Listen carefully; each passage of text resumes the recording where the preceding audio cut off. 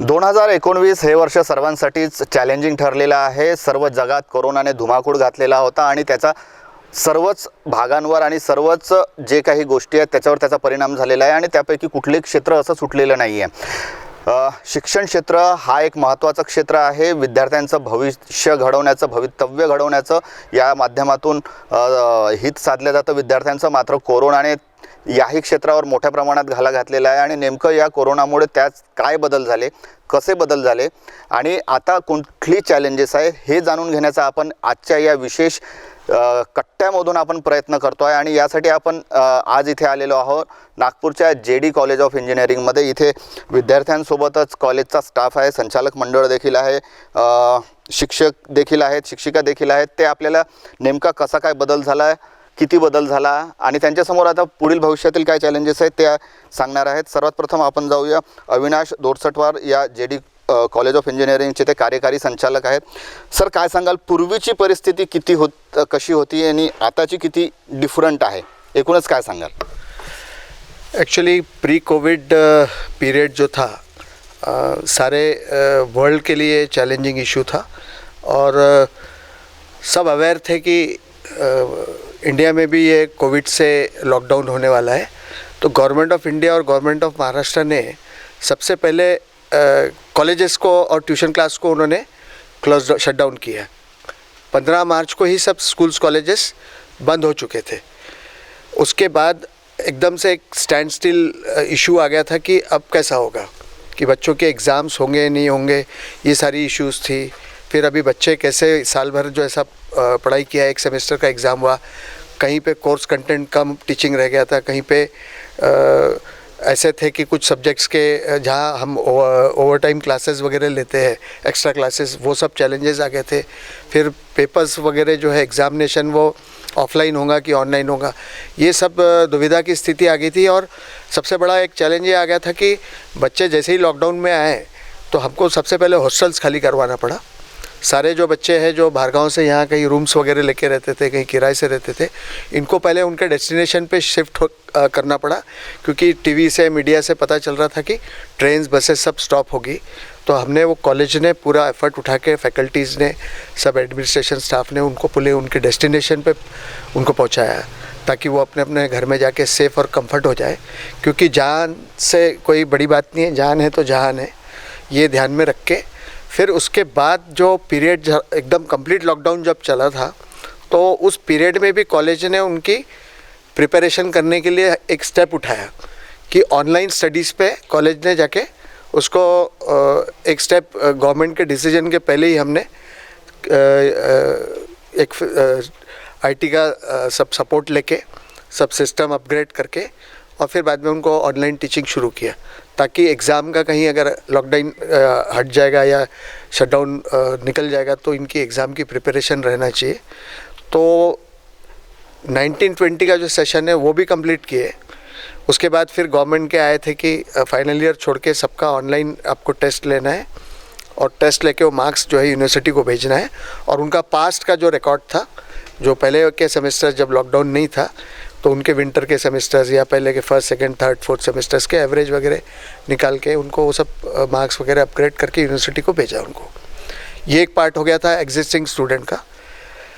जो बच्चे next semester में फिर वो जाने वाले थे, जिनका रिज़ल्ट वगैरह डिक्लेयर हो जाने के बाद में, तो वो सेशन भी हमारी फैकल्टीज़ ने और भी कॉलेजेस के फैकल्टीज़ ने ऑनलाइन शुरू किया। लेकिन हम लोग यहाँ पे करीबन 3000 या समथिंग उसके ऊपर हमने क्लासेस लिए total, first year, second year, third year, fourth year, सब बच्चों के जो है पूरे, इवन पॉलिटेक्निक है हमारे यहाँ, MBA है, MTech है, उनके क्लासेस में, उनकी टीचिंग में कोई कमी नहीं रखे।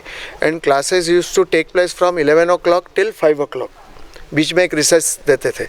और उसके बाद में क्वेरीज़ है, उनके क्वेश्चंस है, इंडिविजुअल बच्चों का कुछ प्रॉब्लम है टीचिंग के, इसमें कुछ क्वेरीज़ है उनकी, वो भी पूरी फुलफ़िल करते थे और ऑनेस्टली काम किया। यानी ये देखने में आया कि टीचर्स यहाँ के जैसा पढ़ाती है उससे भी ज़्यादा समय उनके घरों में उनको पढ़ाने में जा रहा था। इतना एफर्ट लेना पड़ा, क्योंकि ऑनलाइन टीचिंग थोड़ा डिफ़िकल्ट है। तो वो सारी टीचिंग का पूरा कॉलेज ने और उनके पूरे स्टाफ, हमारे पूरे टीचिंग के प्रोफेसर्स, लेक्चरर्स, सब ने वो एफर्ट लिया। अब ऐसा सिचुएशन आया कि स्कूल्स चालू हो गए। अभी हमारे लिए ऐसा है कि कॉलेजेस के बच्चे हैं, ग्रोन अप है, इनके लिए क्यों आदेश नहीं आ रहा है कि इनके फिज़िकल क्लासेस शुरू होना चाहिए। बच्चे भी घर में अनरेस्ट हो रहे हैं, जैसा स्कूलों के बच्चे छोटे रहते वो भी अनरेस्ट हो रहे हैं, तो उनके लिए गवर्नमेंट ने किया। लेकिन अभी यूजीसी का हम वेट कर रहे हैं, स्टेट गवर्नमेंट का वेट कर रहे हैं कि फ़िज़िकल क्लासेस अब शुरू हो जाने चाहिए। ये पीरियड में एक और चीज़ है जो यहाँ पे एक्सपर्ट्स बैठे, अपने मैडम बैठे, वसुंधरा मैडम प्लेसमेंट देखते हैं हमारे, वो कल्चरल और वेलनेस का प्रोग्राम देखते हैं, डीन स्टूडेंट्स हैं, तो ये लोगों को जो है ये आपको और एलाबोरेट बताएंगे कि किस तरीके के प्रॉब्लम्स बहुत ज़्यादा जो फेस करने में आए। और आगे अभी ये सबको यही लग रहा है कि अभी तक फर्स्ट ईयर के एडमिशन्स चल रहे, तो एक सेमेस्टर तो वैसे ही हो गया है करके गवर्नमेंट के स्टैंड के लिए वेट कर रहे हैं कि वैसे हमने क्या समर में पढ़ाना क्या, या हॉलीडेज़, पब्लिक हॉलीडेज़ जो रहते हैं वो संडेज़ के दिन ऐसा कोप अप करेंगे, या फिर ओवरऑल पूरे वर्ल्ड में एक सेमेस्टर आगे जाएगा। इंजीनियरिंग 4 साल में हो रहा है तो अब 4.5 साल में होगा, ये सब क्वेश्चन मार्क है। ये अभी हमारे को स्थिति क्लियर नहीं है, लेकिन आज भी गवर्नमेंट थोड़ा कोई स्टेप उठाने के लिए डर रही है। उनका भी बराबर है कि कहीं कोविड स्प्रेड ना हो जाए। कल बच्चे बसेस में आएंगे तो पास बैठेंगे तो वो कुछ इफ़ेक्ट उसका हो सकता है, क्लासरूम में ये कर सकते हैं। तो ऑनलाइन और ऑफलाइन ऐसा भी उन्होंने सिस्टम रखा है कि 50% बच्चे जो है वो ऑफलाइन रहेंगे, लेकिन एट अ टाइम एक ही सब्जेक्ट के लिए 2 बार पढ़ाना और कोर्स कंप्लीट करके सेमेस्टर में एग्ज़ाम में उनको बिठाना पॉसिबल नहीं है। तो ये सब चैलेंजेस अभी हम लोगों को कॉलेजेस को है। दूसरा, गवर्नमेंट की तरफ से अब इतना बड़ा लॉकडाउन था, टैक्स कलेक्शन कम हुआ, वैसे भी पहले स्कॉलरशिप वगैरह लेट आती थी। अब तो ऐसा है कि एग्जिस्टिंग स्टूडेंट, जिसका हम रिन्यूअल ऑफ स्कॉलरशिप बोलते हैं, वो बच्चों का स्कॉलरशिप का अभी पोर्टल भी नहीं खुला है। गवर्नमेंट ने फ़ी का अपलोड भी नहीं किया FRA ने, तो इनकी कब स्कॉलरशिप खुलेंगी? जो एग्जिस्टिंग स्टूडेंट है मैं उनकी बात कर रहा, सेकेंड ईयर में चले गए, जो थर्ड ईयर में चले गए, फोर्थ ईयर में चले गए, तो कब गवर्नमेंट को वो पेमेंट आएगा, कब हम सैलरी करेंगे? ये ऐसे अनेक बहुत सारे प्रॉब्लम्स है और सभी कॉलेजेस को ये फेस करना पड़ रहा। इसके लिए ये कुछ गवर्नमेंट भी जो है वो प्रयत्नशील है, कर रही है, लेकिन कब होगा? जल्दी से जल्दी वो, या फिर हमको बेल आउट पैकेज दे कि भाई आप अभी रैंडमली स्कॉलरशिप का इतना अमाउंट ले लो, सैलरी आप करें ताकि ऑनलाइन उनकी पढ़ाई चालू रहे, या ऑफलाइन हो गया तो पढ़ाए। तो ऐसा कोई बेल आउट पैकेज अगर जैसा मूव करे, स्पेशली एजुकेशनल इंस्टीट्यूशंस के लिए। जैसा इंडस्ट्री को इन्होंने अभी बीच में कोविड में मॉरेटोरियम पीरियड दिया, 3 महीने आप इंस्टॉलमेंट मत भरो, ऐसा सब दिया, फैसिलिटी दिया, फिर लोन का फैसिलिटी दिया। कॉलेजेस के लिए गवर्नमेंट ने कुछ नहीं किया। यानी जो हम सोच रहे थे कि एजुकेशनल इंस्टीट्यूशंस को जो अभी बहुत सफ़र कर रहा है और सबका फ्यूचर है, सब अपने बच्चे वहाँ भेज रहे हैं, पढ़ रहे बच्चे, सबका फ्यूचर है, उसको अगर फाइनेंशियल सपोर्ट नहीं मिलेगा तो कैसे कॉलेज चलाएंगे? अगर गाड़ी में फ्यूल नहीं रहेंगी, आपकी गाड़ी 2 व्हीलर रहे, 4 व्हीलर रहे, 10 करोड़ की गाड़ी रहे, जब तक उसमें फ्यूल नहीं रहेगा तो गाड़ी आगे नहीं बढ़ेगी। वैसे ही अगर कॉलेज को पैसा नहीं मिलेगा तो हाउ दे विल सर्वाइव? और हाफ हार्टेडली पढ़ाएंगे तो बच्चों का, स्टूडेंट लोगों का नुकसान होगा। तो वो उनका नॉलेज, वो हम ये देख रहे हैं कि जो ऑफलाइन में होता है, जितनी टीचिंग वहाँ अच्छी होती है, वो लेवल की टीचिंग कम से कम ऑनलाइन में लेके आए, उसके आवर्स बढ़ाए, उसके रिपीटेशन में सब्जेक्ट्स उसको ऑनलाइन नहीं समझा तो फिर कुछ बच्चों का टेक्निकल प्रॉब्लम रहता, नेट नहीं रहता, वो भी हम लोग कर रहे हैं। लेकिन गवर्नमेंट हमारे साइड से, हम पूरा प्रयत्न करें, लेकिन गवर्नमेंट अपने साइड से हमारी प्रॉब्लम समझ ही नहीं रही है।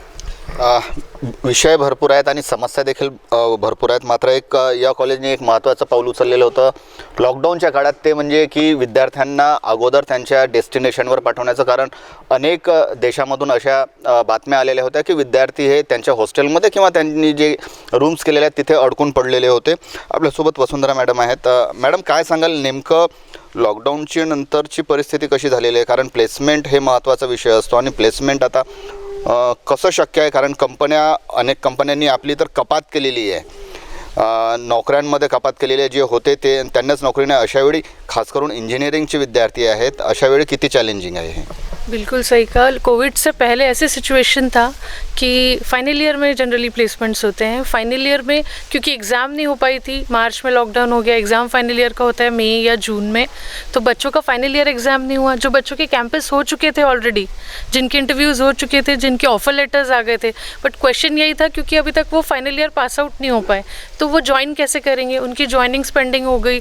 इंडस्ट्री की तरफ से भी प्रॉब्लम ये आ गया कि उनके पास भी वैसे कोई डायरेक्शंस नहीं थे कि इनको कैसे कैसे बुला जाए, फिजिकली ऑब्जर्व करें कि इनको वर्चुअली ये लोग ट्रेनिंग प्रोवाइड करें, किस तरीके से ऑनबोर्डिंग करें। तो बीच का ऐसा सिचुएशन निकला, जो बच्चे ऑलरेडी सिलेक्ट हो चुके थे तो उनको उन्होंने फिजिकली ना बुलाते हुए वर्चुअल ऑनबोर्डिंग करके वहीं से उनका ट्रेनिंग की वो पीरियड उनका लॉस नहीं होना चाहिए, तो उनको इंगेजमेंट रखा कि जब उनका लॉकडाउन या कॉलेज से इनके एग्ज़ाम हो जाए उसके बाद वो फिर उनको वहाँ फिजिकली बुला लेंगे, या तो प्रिकॉशन के साथ, अदरवाइज ऑनलाइन ही इनका कैंपस या जो भी इंटरव्यूज़ है वो स्टार्ट होंगे। अब पोस्ट कोविड, अब जैसे सिचुएशन लॉकडाउन हट गया, चीज़ें स्टार्ट हो गई है, तो कंपनीज़ का आना ये है कि कम है, लेकिन कंपनीज़ आर कमिंग। इंटरव्यूज़ चल रहे हैं, इंटरव्यूज़ का प्रोसीजर बदल गया है। जैसे पहले कंपनीज़ कॉलेज आती थी, कॉलेज आने के बाद सारे इंटरव्यू राउंड्स होते थे, पूरा प्रोसेस जो है फिजिकली होता था और एक दिन में ये प्रोसेस हो जाता था। हम या तो क्लोज कैंपस खुद के स्टूडेंट्स के साथ, या तो हम पूल कैंपसेस अरेंज करते थे जहाँ पे 500-1000 बच्चे आते थे। अब वो मुश्किल आ गई है कि एक जगह पे इतने सारा क्राउड है, इतने सारे बच्चे, इतना सारा रिसोर्सेस अवेलेबल नहीं है, तो वो सब बच्चों को कन्वे करना, उनके इंटरव्यू प्रोसेस लाइन अप करना, ऑनलाइन में करना, ये सबसे बड़ा चैलेंज है। हर बच्चे के पास इंटरनेट फैसिलिटी, हर बच्चे के पास वो रिसोर्सेस नहीं है, तो उससे भी हमने वो भी कोशिश की कि बच्चों को वो प्रॉब्लम ना आए। वो सोच के भी हमने फिज़िकली भी बच्चों को थोड़ा सा प्रिकॉशंस लेके कुछ बच्चों के साथ भी कैंपसेस हमने यहाँ पे किए। प्रोसेसेस चल रही है इंटरव्यू की। बच्चों का ये है कि जहाँ पहले रिक्वायरमेंट 1000 का होता था, अब वहाँ पे वो कम होके 300 या 400 हो गया। जो नंबर्स थे, हमेशा वैकेंसीज जो आती थी उसमें थोड़ा सा कट ऑफ हो गया है, मतलब जो ज़्यादा बच्चों का रिक्वायरमेंट है जहाँ कंपनी में, वहाँ पे अभी वो 3-4 या 300 या 400 बच्चे ले रहे हैं। जो बल्क हायरिंग करते थे उन्होंने भी नंबर्स कम। पूरा साल काफ़ी डिफ़िकल्ट हुआ, क्योंकि फ़र्स्ट ईयर से जो हम लोग को फाइनल ईयर में आकर हम लोग को सारी सिर्फ 2 ही चीज़ें इंपॉर्टेंट होती है, प्रोजेक्ट और दूसरा है जॉब। तो प्रोजेक्ट के लिए भी काफ़ी डिफ़िकल्टीज़ हुई, क्योंकि सारी चीज़ें हमको घर से कम्युनिकेट करके करनी पड़ रही थी, मीटिंग्स में करनी पड़ रही थी, जो चीज़ फ़िज़िकली हो सकती थी, पर वो सारी चीज़ें नहीं हुई, तो वो काफ़ी एक डिफ़िकल्ट एस्पेक्ट रहा।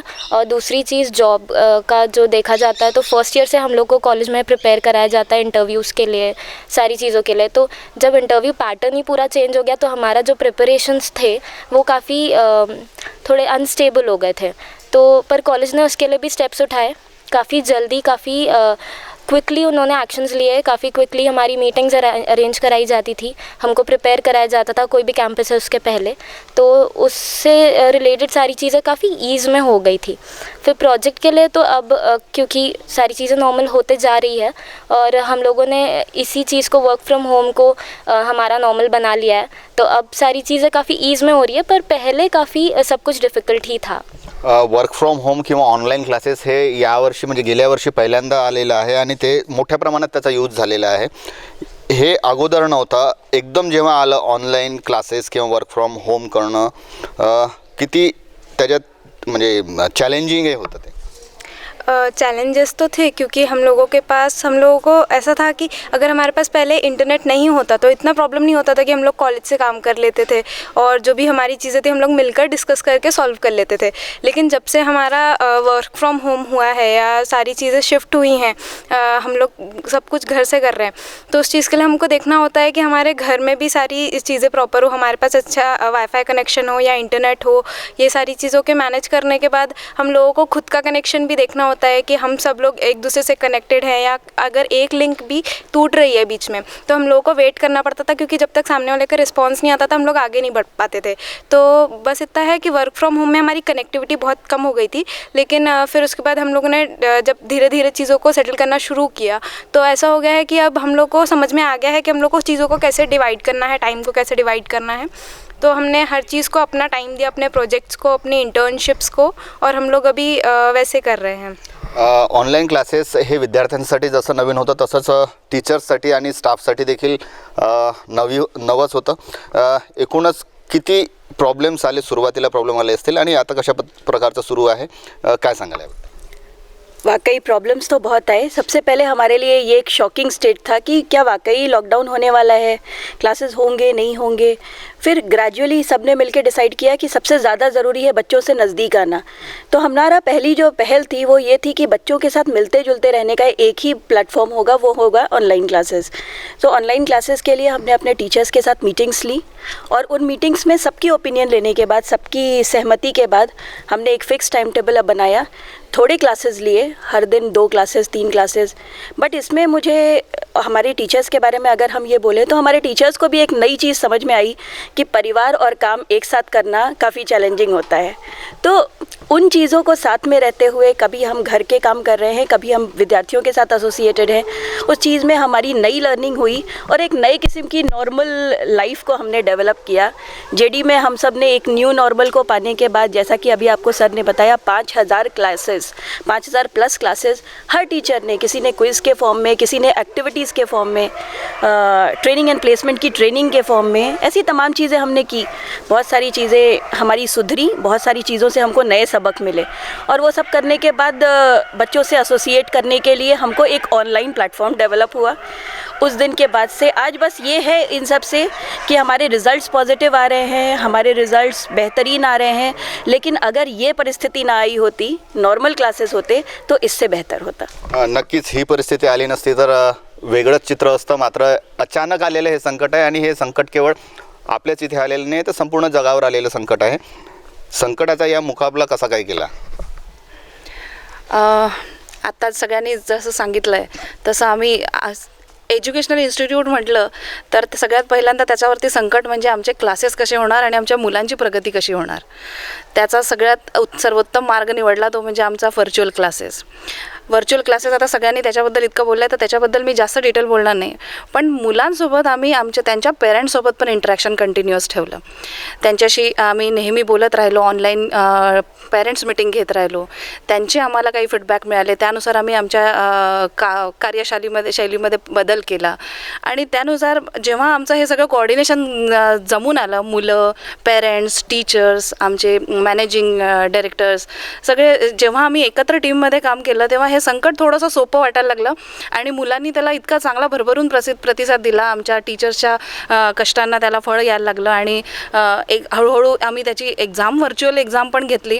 आम्ही, मला वाटतं पहिलं एज्युकेशनल इन्स्टिट्यूट असणार नागपूर रिजनमध्ये ज्यांनी ऑनलाईन एक्झाम पहिल्यांदा शेड्यूल केली आणि मग त्याच्यानंतर युनिव्हर्सिटी लेवलवरती पण ऑनलाईन एक्झाम व्हायला लागल्या गव्हर्नमेंटच्या सेक्टरनंतर. असं करत करत हळूहळू एक एक टप्पा आम्ही पार करत गेलो आणि या संकटाला आम्ही यशस्वीरित्या तोंड दिलं असं मला तरी वाटतंय. यशस्वीरित्या तोंड दिलेलं आहे. मात्र विद्यार्थ्यांना देखील काय वाटतं त्यांच्याकडून देखील जाणून घेणं महत्त्वाचं आहे. आता कसं पाहता, याच्या पुढे काय पाहता तुम्ही? इसके बाद क्या आपकी स्टेप्स क्या है?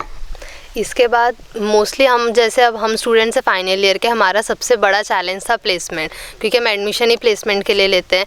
तो सबसे बड़ा क्वेश्चन यही था कि कंपनीज़ आएंगी नहीं आएंगी, प्रोसेस कैसा होगा, इंटरव्यू ऑनलाइन हम ले पाएंगे नहीं ले पाएंगे. तो वो सब चीज़ चैलेंजेस काफ़ी थी. बट ये थी कि कंपनीज़ आई, कॉलेज ने, कैंपस ने पूरा एफर्ट्स डाले. वैकेंसीज़ कम थी बट कंपनीज़ एज़ यूजुअल जितनी आती थी आई गेस उतनी ही थी, बट बस वैकेंसीज़ कम थी. तो उन्होंने उसके लिए भी काफ़ी ऑनलाइन क्लासेस लिए, अपने कैंपस के लिए इंटरव्यू के लिए प्रिपेयर करा, एप्टीट्यूड सब उनने अपने तरफ से एफर्ट्स लिए. कॉलेजकडनं मोठ्या प्रमाणात तयारी करण्यात आलेली होती आणि त्याचा फायदा विद्यार्थ्यांनाही झालेला आहे. शिक्षकांनी यात मोठी मदत केलेली आहे. कधी नव्हे ती परिस्थिती आली होती, त्याच्यामुळे हे सर्व काही झालेलं आहे. तुम्ही फायनल इयरचे स्टुडंट्स आहात. गेली 3 वर्ष तुम्ही किंवा याच्यापूर्वी फर्स्ट इयरपासून जेव्हा तुम्ही शिक्षण घेतलं होतं त्यामध्ये आणि आता मग किती डिफरन्स पाहताय? फर्स्ट ईयर से लेकर first year, second year, third year हमारा पूरा ऑफलाइन गया था. हम लोग फिजिकली क्लासेस में बैठते थे और कुछ ऐसे कॉन्सेप्ट्स थे जो हम लोगों को फिजिकली वो लोग पढ़ाते थे, तो वो तभी समझ में आते. लेकिन ऑनलाइन में वो एक चीज़ था, क्योंकि शुरू में जब पैंडेमिक आया तो हम लोग उतने प्रिपेयर नहीं थे. हमने थोड़ा देर वेट किया, लेकिन उसके बाद स्टूडेंट्स और कॉलेज ने जो बाउंस बैक किया है वो काफ़ी काबिल तारीफ़ है. हमने काफ़ी कलेक्टिव एफर्ट्स लिए. इस टाइम पे हमने कॉलेज ने हमको काफ़ी हेल्प आउट किया. जो ऑनलाइन क्लासेस शेड्यूल की थी वो भी काफ़ी बढ़िया थी. उन्होंने सारे कॉन्सेप्ट्स क्लियर किए, सारे शेड्यूल प्रॉपरली किए थे. पूरा मतलब काफ़ी बेनिफिट रहा उनको उस चीज़ का. पॅन्डेमिक आलं नसतं तर काय असतं हे तर आपण जाणून, हे सर्वांनाच माहिती आहे. मात्र आता हे आहे आणि पुढील अनेक वर्ष देखील हे, म्हणजे किती काळ राहील, कधी जाईल याची आताही कोणाला गॅरंटी नाही आहे. फायनल इयरचे तुम्ही स्टुडंट्स आहात, काय भविष्य काय पाहता तुमचं? मैं अपनी इन्फोसिस की जर्नी बताती हूँ। मेरा जो फर्स्ट राउंड था वो थर्ड ईयर में हो चुका था, बट कोविड पैंडेमिक के कारण जो मेरा सेकंड राउंड होना था वो वर्चुअली नहीं होना था, वो ऑफलाइन होना था। मुझे सेंटर पुणे का मिल चुका था, बट 22 को ही लॉकडाउन लगा, उसी दिन मेरा ऑफलाइन एग्ज़ाम था। फिर आधे बच्चों का जो था एग्ज़ाम वो हो चुका था पहले ही फेब में, मेरा मार्च में होना था, तो पैंडेमिक के कारण नहीं हो पाया। तो फिर जो मेरा जो ऑफलाइन एग्ज़ाम था वो 3-4 महीने का डिले हुआ, उसके बाद हो चुका। मुझे बहुत टेंशन हो गई थी कि मेरा एग्ज़ाम होगा नहीं होगा, क्योंकि आधे बच्चों का हो चुका था, तो काश वो उन बच्चों का ना ले और बाकी हमारा पोस्टपोन कर दे। तो पोस्टपोन हुआ, फिर उसके बाद 3-4 महीने बाद मेरा ऑफलाइन हो गया। फिर उसके बाद फिर से डिले, मेरा रिज़ल्ट 5-6 महीने बाद आया सेकंड राउंड का। फिर देन मेरा सेकंड राउंड क्लियर हो गया। फिर मेरा इंटरव्यू भी, मेरा जो ऑफलाइन सेकंड राउंड होना था वो उसका जब मेरा उसी वक्त रिज़ल्ट निकल जाना था एंड उसी वक्त मेरा इंटरव्यू भी हो जाना था, बट मेरा जो सेकंड राउंड हुआ वो ऑनलाइन हुआ। देन 3-4 महीने बाद मेरा रिज़ल्ट आया, फिर 3-4 महीने बाद फिर से मेरा इंटरव्यू हुआ। देन फिर 2 महीने बाद मेरा रिज़ल्ट आया है इन्फोसिस का। तो मेरे लिए बहुत ही प्रेशराइज था पैंडेमिक। नक्कीच प्रेशराईज तो असा काळ होता, सर्वांसाठीच तो एकदमच म्हणजे काय करावं किंवा कसं करावं हे सुचत नव्हतं. सर, एकूणच पॅन्डेमिकचा काळ होता, त्याच्यानंतर आता परिस्थिती सुधारत आहे. नक्कीच, कारण हे अजून किती वर्ष राहील किंवा किती काळ राहील हे कोणालाही माहिती नाही. याच्यासाठी आता भविष्यातील काय तुमच्या योजना आहेत किंवा काय मागणी राहील सरकारकडनं म्हणा किंवा UGC कडनं म्हणा, की काही आता सुधारणा देखील आवश्यक आहेत? कारण पूर्वी जे चालत होतं ते आता चालणार नाही आहे, त्यात बदल हे नक्कीच व्हायला पाहिजे. तुमच्या काही योजना आहेत का? अभी ये जो वर्ल्ड हेल्थ ऑर्गेनाइजेशन ने जो बेसिक प्रिकॉशनरी मेजर्स के लिए, जैसे मास्क लगाना, सोशल डिस्टेंसिंग लगाना, इस पे कंट्रोल करना, और वो भी स्टूडेंट्स को थोड़ा डिफ़िकल्ट जाता है, लेकिन अभी अवेयरनेस बहुत आ गया है उसका. अब हमको ये देखना है कि हॉस्टल में जब अभी ऑफलाइन अगर चालू होता है, हॉस्टल्स में बच्चे जो है एक रूम में जो नंबर ऑफ़ स्टूडेंट्स रहते थे, वो हम हॉस्टल्स वालों को बोलने वाले हैं कि भाई आप उसके वो मात्रा कम करेंगे. जैसा वो कमर्शियल रहते हैं हॉस्टल्स वाले, तो एक रूम में 5 लोगों को रखते हैं, हम उनको फोर्स करने वाले कि आप 2 से ज़्यादा ना रखें. बसेस में जब बच्चे कैरी होके आएंगे तो हम स्ट्रिक्टली उसमें फॉलो करेंगे कि 50% ही ऑक्यूपेंसी से बस में आए वो. ये सारी चीज़ें हमारी नैतिक जवाबदारी है as a responsible citizen, as a responsible management of college, कि हम लोग वो कोई भी ऐसा धोखादायक काम ना करें जिससे किसी के जान माल की हानि हो. हम कभी ऐसा चाहेंगे नहीं. हॉस्पिटलाइज भी हो, ऐसी भी स्थिति ना है. प्लस ऐसा जहाँ हमको ऐसा लगा कि बच्चों में कहीं से ये कोरोना अफेक्टेड कोई स्टूडेंट आ गया है वगैरह, तो उससे इमीडिएटली रिएक्ट करके उस नेसेसरी स्टेप्स उनके पेरेंट्स से बुला के बात करके ऐसा कुछ वो व्यवस्था करे, ताकि वो ये सब चीज़ों से क्योंकि अभी कब कौन सा दौर आएगा, फिर कभी उठेगा, ये अभी किसी को पता नहीं है. और गवर्नमेंट जब भी हमारे को इनोकुलेशन वगैरह के लिए कभी कहेंगे कि ये आपके सेंटर पे आके हम बच्चों को कोविशील्ड या कोवैक्सीन देंगे, तो हम उसके लिए भी प्रिपेयर्ड है. हमारे यहाँ इतना एम्पल स्टाफ है, सब है. गवर्नमेंट अगर यहाँ आके बोलेंगे, अगर वो बोलेंगे कि आपको हॉस्पिटल लेके बस से आना है, तो हम वहाँ लेके जाएंगे. हम बच्चों की सेफ्टी के लिए कुछ भी करने के लिए तैयार है. ह्या सेफ्टी मेजर झालेल्या आहेत. मात्र वसुंधरा मॅम, मला हेही सांगा की ॲकॅडमिक आणि सिलेबसमध्ये देखील आता काही बदल शक्य आहे का, आणि ते करणं तेवढंच आवश्यक देखील आहे? जी बिल्कुल सही कहा. चाहे वो पोस्ट पेंडेमिक हो या प्री पेंडेमिक हो, यही रिक्वेस्ट है हमेशा एकेडमिक्स से भी, गवर्नमेंट से भी, कि करिकुलम चेंज करना बहुत इम्पॉर्टेंट है. सिचुएशन ब्लेंडिंग ऑफ एजुकेशन होना बहुत ज़रूरी है.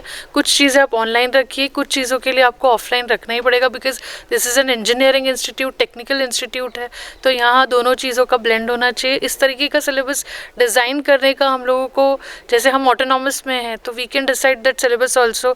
सिलेबस बनाने के बाद उसको इम्प्लीमेंटेशन के लिए नई टेक्नोलॉजी जैसे चल रहे हैं, डेटा साइंस है, मशीन लर्निंग है, आर्टिफिशियल इंटेलिजेंस है, इस चीज़ के लिए आप सिलेबस अपग्रेड करवाइए. इंडस्ट्री इंटरेक्शन है, इंडस्ट्री को भी उतना आपको हेल्प आउट करना चाहिए. इवन एकेडमिक और इंडस्ट्री वालों ने भी ज़्यादा आना चाहिए. ज़्यादा कम्युनिकेशन के सोर्सेज बढ़ गए, जैसे फिजिकली नहीं आ पा रहे हैं, तो ये एक बहुत अच्छी चीज़ हो गई है. ऑनलाइन है तो आपको you had reach over the sky, आप ऐसा बोल सकते हैं कि आपको कोई लिमिटेशन नहीं है, आप कहीं से भी कनेक्ट हो सकते, किसी भी इंडस्ट्री से कनेक्ट हो सकते। इंडस्ट्री वालों से भी वही रिक्वेस्ट है कि they should come down to the colleges for more opportunities. आपको बहुत सारे अच्छे स्टूडेंट्स और बहुत सारे यंग जनरेशन ऐसा मिलेगा जो बहुत एंथुजियास्टिक है अपना स्किल दिखाने के लिए। स्किल डेवलपमेंट में भी गवर्नमेंट ने इस पर कुछ इनिशिएटिव लेना चाहिए, जैसे कि कुछ स्कीम्स है, नैप्स का स्कीम है, नेशनल अप्रेंटिस ट्रेनिंग जो होती है स्कीम होती है, उसका अवेयरनेस उतना है नहीं यंगस्टर्स में। जो इंडिया स्किल रिपोर्ट आई थी 2020 की, उसमें वो क्लियर था कि सिर्फ 20% जो है इंजीनियरिंग एजुकेशन इंजीनियरिंग स्टूडेंट्स जो हैं उनको ये अवेयरनेस ही नहीं है कि कौन से स्किल डेवलपमेंट के कोर्सेज, कौन से स्किल डेवलपमेंट की स्कीम्स है गवर्नमेंट के। तो उसके लिए ऐसे कुछ चीज़ें निकल रही है या ऐसा कुछ अवेयरनेस प्रोग्राम करिए गवर्नमेंट थ्रू कि ये बच्चों तक हम पहुंचा पाए। तो ये मेरा ऐसा रिक्वेस्ट है गवर्नमेंट से भी और इंडस्ट्री से भी कि they should come down more to the education institute, कि इंडस्ट्री इंटरेक्शंस को हम अलग लेवल पे लेके जाएं जो अभी है, क्योंकि अभी वो सिचुएशन नहीं है जैसे पहले आपको आना पड़ता है and then you can discuss with the colleges, वो नहीं है। अभी तो ऑनलाइन है तो we can discuss with any of the world, मतलब कहीं पे भी आप बात कर सकते हैं, कॉलेज से कभी भी कनेक्ट हो सकते हैं। मेरा यही रिक्वेस्ट आहे गव्हर्नमेंट से भी और इंडस्ट्री से भी। नक्कीच बदल आता व्हायला पाहिजे, कारण परिस्थिती ही आता पूर्वीसारखी राहिलेली नाही, नॉर्मल आता परिस्थिती नाही राहिलेली। काय सांगाल मॅडम, तुम्ही इथे ॲज अ काय कार्य करता, ते किती अगोदर हे म्हणजे पोस्ट प्री कोविड आणि पोस्ट कोविड नंतर त्यात किती बदल झालेले आहेत आणि तुमच्या काय अपेक्षा आहेत? मी इथे डीन स्टुडंटचं काम करते, पदावरती आहे आणि मला इथे स्टुडंटच्या रिलेटेड जेवढेही इश्यू असतात ते डील करायचं माझं म्हणजे हा एकदम महत्त्वाचा विषय आहे, कारण स्टुडंट आणि स्टाफमध्ये किंवा कॉलेजमध्ये महत्त्वाची भूमिका तुम्ही बजावताय म्हणता येईल। तसं तर इथे टीमवर्क आहे, इथे प्रत्येकाचं आपापलं महत्त्व आहे, पण असं म्हणता येईल एक दुवा आहे स्टुडंट आणि मॅनेजमेंटच्या मधला। याच्यामध्ये म्हणाल तर प्री कोविड सिच्युएशन थोडी वेगळी होती, आता नॉर्मल होती ॲक्च्युली, ती पूर्वीचं नॉर्मल म्हणता येईल। आणि त्याच्यामध्ये शिक्षक आणि विद्यार्थी ह्याच्यामध्ये जे देवाणघेवाण होतं नॉलेजचं, ते देवाणघेवाण घेताना डायरेक्ट असल्यामुळे त्याच्यात ती जी मजा होती ती थोडी लुप्त झाली आहे व्हर्च्युअल इंटरॅक्शनमुळे। पण आता आलेल्या परिस्थितीला सामना तर करायचा आहे, तर त्याच्यासाठी आमची जी तयारी आहे, आम्ही जी तयारी केली त्याच्यानुसार आम्ही टीचर्स आणि स्टुडंट्स हे बरंच काही शिकून पण गेले। अपेक्षा म्हणाल पुढच्या ह्याच्यातून तर नक्कीच ऑनसाईट क्लासेस सुरू व्हावे ही अपेक्षा आहे, कारण जी लर्निंग ऑनसाईट होते ती लर्निंग व्हर्च्युअल लेवलवरती व्हर्च्युअल प्लॅटफॉर्मवर होते असं म्हणता येणार नाही पूर्ण 100%, कारण टीचर आणि शिक्षक आणि विद्यार्थी यांच्यामध्ये डायरेक्ट कनेक्शन असणं खूप जास्त महत्त्वाचं आहे। त्यामुळे माझी अपेक्षा हीच आहे की लवकरात लवकर ऑनसाईट क्लासेस सुरू व्हावेत। शाळा सुरू झालेल्या आहेत, 5वी ते 12वी पर्यंतच्या शाळा सुरू झालेल्या आहेत, मात्र कॉलेजेस अजूनही सुरू झालेले नाही ज्याप्रमाणे पाहिजे होतं। सर, शेवटचा एक प्रश्न आहे की काय आता सरकारकडनं तुमच्या काय अपेक्षा आहेत, कारण शाळा चालवणं, कॉलेजेस चालवणं हे देखील एक महत्त्वाचं आणि तेवढी जिकरीची बाब आहे। एकूणच काय तुमच्या मागण्या राहतील? जैसा मैंने अभी पहले भी कहा था कि विदाउट फ्यूल गाड़ी चल नहीं सकती। आज सभी कॉलेजेस को जो है वो बहुत फाइनेंशियल क्राइसिस से गुजरना पड़ रहा है। यानी ऑलरेडी पहले स्कॉलरशिप डिले होता ही था, अभी गवर्नमेंट का कहना है कि टैक्सेस नहीं है, लॉकडाउन के वक्त में कलेक्शंस नहीं हुए, रेवेन्यू कलेक्शंस नहीं हुआ, स्टैम्प ड्यूटी से कलेक्शन नहीं हुआ, ये स्टेट गवर्नमेंट का कहना है। सेंट्रल का कहना है कि जीएसटी कम आया, लेकिन अब ये जो है इशू को अपन सिर्फ बोल के सिर्फ समाधान कर ले कि नहीं अब ये ऐसे प्रॉब्लम है तो हम कुछ नहीं कर सकते, इससे सर्वाइवल मुश्किल है। अगर एजुकेशन का लेवल गिर जाएगा इस कारण से तो बच्चों का फ्यूचर ख़राब होने वाला है। आपको उसको गवर्नमेंट को चाहे वो बैंक से फाइनेंस लेके ये खानापूर्ति करना पड़ेगा उनको। कॉलेज तो अपने लेवल पे कर रहा है, बैंक्स आजकल ये एजुकेशनल इंस्टीट्यूशंस को लोन देने में भी इंटरेस्टेड नहीं है, कि उनका कहना है कि ये गवर्नमेंट से आपकी रेवेन्यू कब आएंगी सर्टेन नहीं रहेगा, तो आप ईएमआई का टाइम पे नहीं भर सकेंगे। ये एक बेसिक उनका कंसेप्ट है बैंक का, जो मे बी करेक्ट है और मे नॉट बी करेक्ट है, लेकिन वो बैंक को अगर सब बैंक का सपोर्ट भी नहीं रहेगा एंड गवर्नमेंट भी पैसे नहीं देंगी तो विदाउट। सर, एक महत्त्वाचा विषय तुम्ही इथे काढलेला आहे की म्हणजे विद्यार्थ्यांना जे एज्युकेशन लोन मिळतं ती आता परिस्थिती खूपच चेंज झालेली असेल, कारण विद्यार्थ्यांना एज्युकेशन लोनविषयी आणि ते जेव्हा पालक जेव्हा बँकेत जातात किंवा आता त्यात मोठा फरक आलेला असेल, कारण 1 वर्ष जवळपास ते गेलेले आहेत, तोही भुर्दंड आता पालकांवर पडणारच आहे. हाँ, पेरेंट्स का भी जो है अभी बहुत लोगों की तो सही में अर्निंग कम हो गई, किसी की 50% हो गई है, और जो सेक्टर से अभी आजकल जो इंजीनियरिंग करने के लिए जो आते हैं वो middle class, lower middle class के बाद एक और तबका है जो ग्रामीण क्षेत्र का है, कि उनका कहना है कि उनकी किसानी में उनको आवक नहीं होती, तो वो चाहते हैं कि उनके घर का बच्चा इंजीनियरिंग करे, कम से कम एटलीस्ट 25-30 हज़ार रुपये महीने अर्निंग करे, उनके परिवार को भी देखे और ख़ुद भी अपने पैर पे खड़े हो. उन लोगों के लिए बहुत चैलेंज है. अभी इतना अनसर्टन हो गया है, अभी मार्केट भी बहुत वोलेटाइल हो गया. अगर तीन प्रमुख मांगे क्या रहेंगे आपकी, यानी कि सरकारने हे तातडीने करायला पाहिजे, लवकरात लवकर करायला पाहिजे एज्युकेशन सेक्टरसाठी? इमीडिएटली अगर वो करे अगर, तो हम तो उनको कहेंगे कि बेल आउट पैकेज दो. अब्रॉड में जैसे अमेरिका में बड़ी बड़ी इंडस्ट्री जब रिसेशन आया तो उन्होंने बेल आउट पैकेज दिया था. एजुकेशनल इंस्टीट्यूशन को मस्ट है अभी, एक ये इशू है. दूसरा, या फिर आप स्कॉलरशिप उसको इमीडिएटली एडहॉक बेसिस पे एडवांस में पैसा दो ताकि वो सैलरी कर सके. आप 2 साल 3 साल वैसे ही डिले करते थे स्कॉलरशिप का.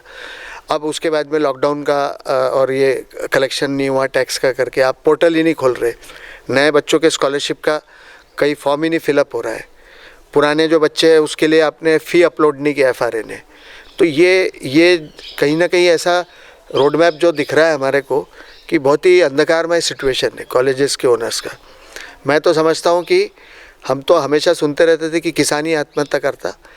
1-2 इंस्टेंट जब शुरू होंगे कॉलेजेस वालों के मैनेजमेंट के, या बोलना नहीं चाहिए, लेकिन कहीं से भी जब प्रेशर रहता है उनको भी सैलरी करने का, कहीं कोई ऐसी किसी ने अनटूवर्ड स्टेप उठा के आत्महत्या किया तो कोई नई बात नहीं रहेंगी. ये ट्रेंड आ रहा है और करोड़ों रुपए में लोगों को अभी पेमेंट करना है.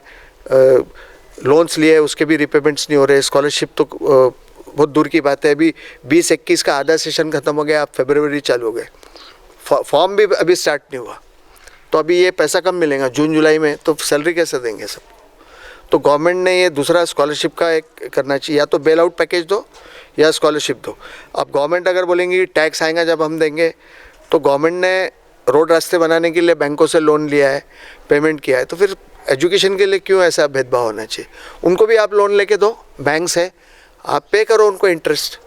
या आप हमको बोल दीजिए, आप सर्कुलर निकाल दीजिए कि आपको अभी जितनी आपकी स्कॉलरशिप ड्यू है या जितने स्टूडेंट है उतने बैंक से आप जाके लोन ले लो, गवर्नमेंट इंटरेस्ट दे और हमारे को कोई गारंटी ना मांगे, तो हम जाके वहाँ से लोन लेके सैलरी कर दें.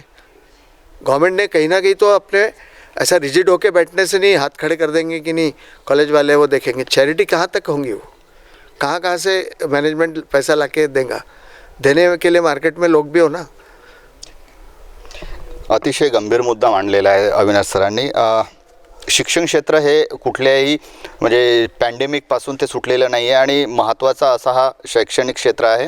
त्यातही खास करून जर तांत्रिक म्हणजे अभियांत्रिकीसारखे जर महाविद्यालय असतील तर त्यांना महाविद्यालय चालवणं कठीण आहे. शेवटच्या वर्षाचे जर विद्यार्थी असतील तर त्यांचा प्लेसमेंटचा विषय आहे, एज्युकेशनचा विषय आहेच. म्हणजे नेमकं करावं काय, आणि यासाठी सरकारने आता तातडीने पावलं उचलणं तेवढंच महत्त्वाचं आहे. विषय म्हणजे बेल आउट पॅकेज जसा इतर क्षेत्रांसाठी सरकारने जाहीर केलेला होता, मात्र शिक्षण क्षेत्रासाठी सरकारने अजून ठोस अशी कुठलीही भूमिका घेतलेली नाही आहे. विद्यार्थ्यांच्या हितासाठी आणि एकूणच जे मोठे इन्स्टिट्यूट्स आहेत किंवा जे महाविद्यालय आहेत त्यांच्या सर्वायवलसाठी सरकारने आता लवकरात लवकर एक ठोस अशी भूमिका घ्यावी असाच या चर्चेतून सुरुमटत आहे. आणि तशीच मागणी मग ती स्टाफची असो किंवा विद्यार्थ्यांची असो, या दोघांचीही आहे.